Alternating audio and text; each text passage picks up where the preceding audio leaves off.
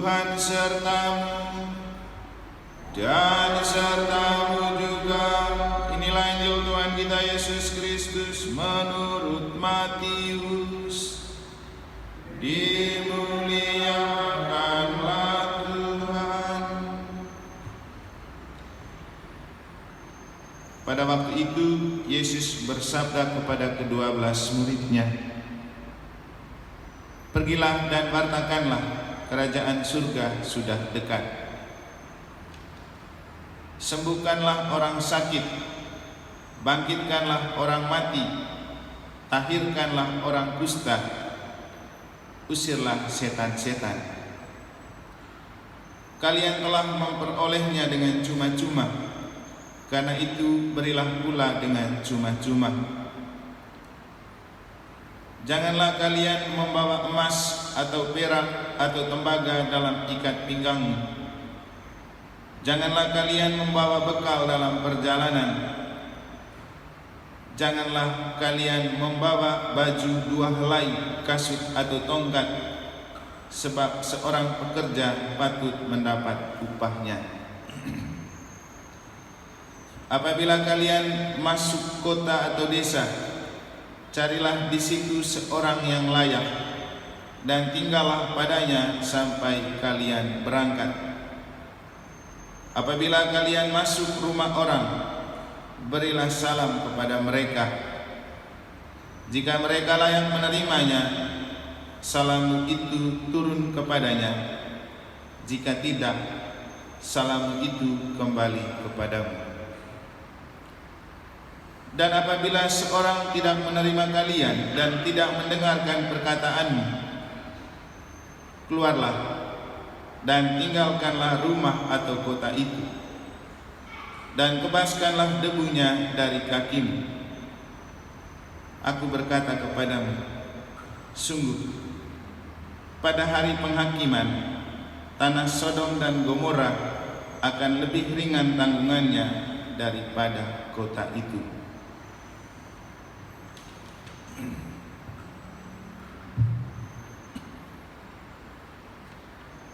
Demikianlah Injil Tuhan.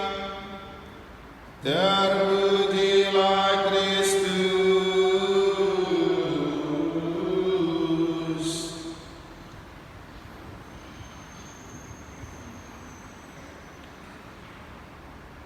Para suster, Bapak Ibu, saudara-saudari, adik-adik sekalian yang saya kasihi dalam Tuhan.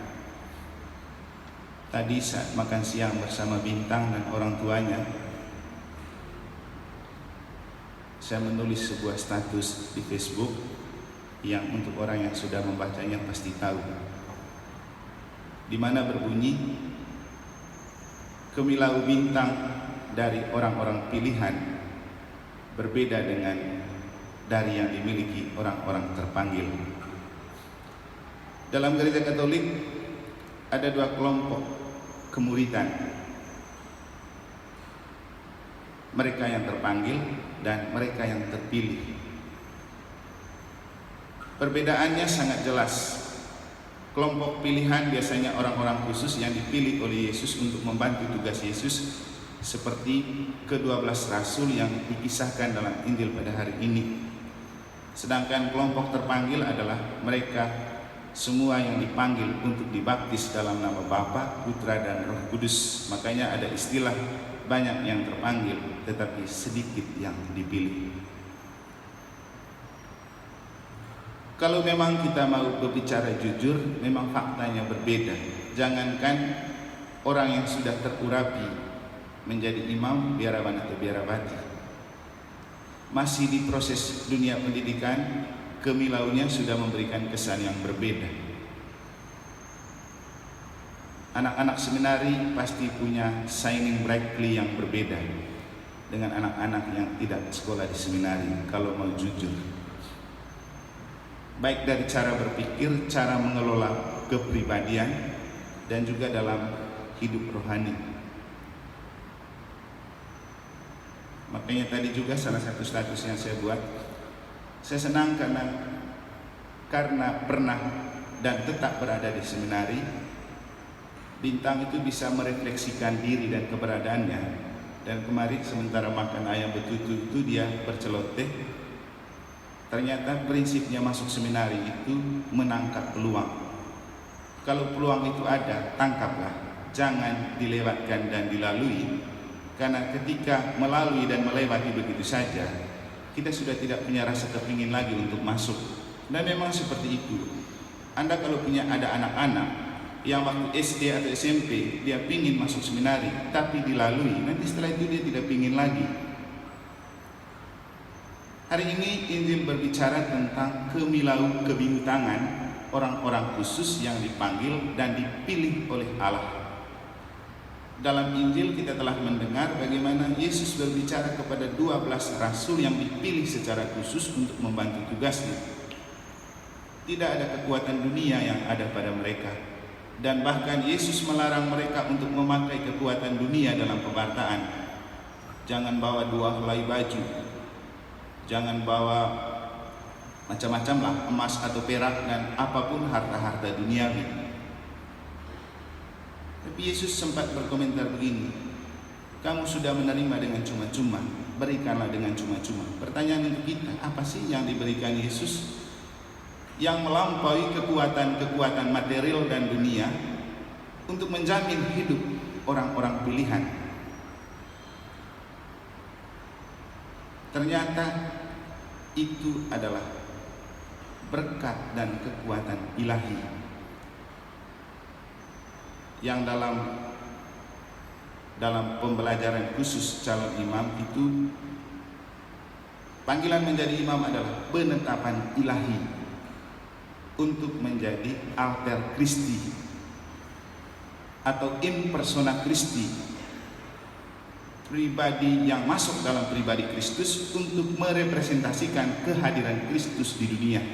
Makanya hanya imam yang bisa buat misa, karena masuk dalam pribadi Kristus untuk melaksanakan apa yang dilakukan oleh Kristus.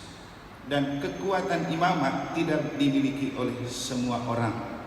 Sehebat apapun orang di dunia, mau keturunan raja, mau keturunan milioner, mau kaya raya, tetap tidak punya kekuatan yang sama dengan orang-orang tertabis.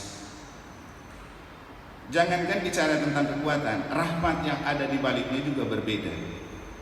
Maka Yesus melarang mereka untuk bawa banyak hal, tetapi bukan tidak diupahi. Yesus bilang, tidak usah bawa banyak apa-apa, cukup tongkat, bekal yang terlalu banyak. Yang kamu bawa adalah beri salam kepada siapapun yang dijumpai. Setiap pekerja patut mendapat upah. Nah, beri salam. Salam seperti apa sih yang dipunyai oleh para murid itu sehingga memiliki nilai lebih? Bapak Ibu tinggal membayangkan saja, ketika kita merayakan misa dimulai dengan salam, itu bukan salam biasa. Ada roh yang menjiwai ungkapan itu untuk juga menjiwai kita. Misalnya kalau misalkan Tuhan bersamamu dan bersama roh, itu bukan ungkapan biasa. Ada kekuatan ilahi yang menjiwai. Atau rahmat Tuhan kita Yesus Kristus, cinta kasih Allah dan persekutuan Roh Kudus bersamamu. Ungkapan ini berbeda pesonanya, berbeda daya pikatnya ketika seorang imam yang mengungkapkan dengan Allah yang mengungkapkan. Jangan lagi bicara tentang memberkati. Itulah kekuatan ekstra yang dimiliki oleh orang-orang pilihan yang hanya khusus diberikan oleh Yesus dan Tuhan kepada dia yang kepadanya dia jatuh cinta untuk memanggil dan memilih. Menjadi orang terpanggil dan terpilih itu adalah tanda jatuh cinta yang total dari Tuhan kepada pribadi yang bersangkutan. Tidak mungkin Tuhan memanggil saya, tidak mungkin Tuhan memanggil suster kalau hati Tuhan tidak jatuh cinta pada saya dan suster atau juga pada bintang. Dia memiliki rasa sayang yang lebih. Maka kalau Tuhan sudah punya rasa sayang yang lebih kepada kita, saya, bintang, suster, bagaimana kita membalas cinta Tuhan ini? Sering saya berguyon kepada anak-anak dan orang tua yang punya anak, masuk saja seminari. Jadi imam saja. Coba kamu lihat, saya datang ke sini tidak bawa apa-apa, tapi saya tinggal di rumah tingkat yang lebih mewah dari rumah orang tuamu. Bisa ke luar negeri, bisa jalan kemana saja, tidak punya ikatan. Ini hanya promosi, tetapi hanya mau menunjukkan bahwa kadang kita berpikir tentang kekurangan material ketika menjadi orang yang dipilih untuk menjadi alat di tangan Tuhan. Lagi-lagi saya ingin mengatakan, Tuhan tidak menutup mata setiap pelayanan kita kalau itu dilakukan dengan tulus dan cinta, apalagi dengan kesadaran bahwa kita itu menjadi orang berharga di tangan Tuhan, dipakai sebagai alat di tangannya untuk mewartakan Injil dan kerajaan Allah. Tidak usah takut, pasti ada yang menerima, ada yang menolak. Toh dalam Injil Yesus juga sudah mewanti-wanti para rasulnya. Berilah salam, masuklah dari rumah ke rumah, makan dan minumlah apa yang diberikan kepadamu. Tapi kalau berbicaralah kepada mereka, tapi kalau kamu ditolak, nggak usah berkecil hati, angkatlah kakimu dari situ, kebaskanlah debu dari kakimu. Ketahuilah, penderitaannya akan jauh lebih berat daripada yang ditanggung oleh Sodom dan Gomora. Tidak gampang menolak orang yang dipilih dan diutus Tuhan, tapi juga tidak rugi kalau kita melayani dan menjamin hidup orang yang dipilih dan diutus Tuhan. Ada rahmat yang ada di baliknya. Persis seperti yang pernah saya ceritakan ketika Amos mampir di sebuah rumah seorang janda tua yang kaya, yang lama tidak punya anak, tetapi karena ia memberikan penginapan, itu yang membuat dia bisa beranak. Jadi jangan takut untuk menjadi pelayan Tuhan, jangan takut untuk menjadi alat di tangan Tuhan. Tuhan sudah memberikan jaminan yang sangat kuat secara rohani dan jasmani. Ada kekuatan ilahi yang lebih, ada jaminan ekonomi yang juga akan menyertai.